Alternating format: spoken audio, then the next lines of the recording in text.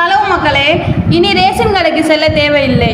இனி மொபைல் மூலமே அனைத்தையும் வாங்கலாம். ரேஷன் கடைகளின் வேலை நேரம், பொருட்களின் இருப்பு, குடும்ப அட்டைதாரர்களின் விவரங்கள், பரிவர்த்தனைகள், பின்னூட்டம் ஆகியவற்றை எந்நேரத்திலும் கண்டறிய உணவுப் பொருள் வழங்கல் மற்றும் நுகர்வோர் பாதுகாப்புத்துறை ஒரு புதிய அலைபேசி செயலியை உருவாக்கியுள்ளது.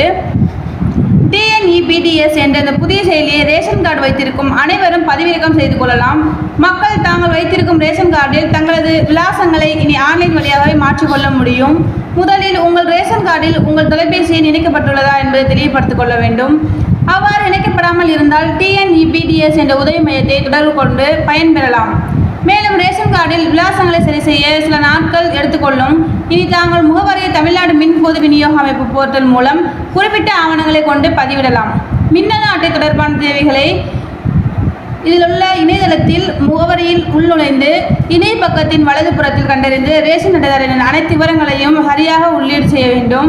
மேலும் ஆன்லைன் வழியாக தங்களது முகவரியை 19-425-5901 அல்லது 18-00-425-5901 என்ற எண்ணிற்கு அழைத்து ரேஷன் கார்டில் உங்கள் முகவரியை பற்றி அதிகாரிகளிடமிருந்து அறிந்து கொள்ள வேண்டும்.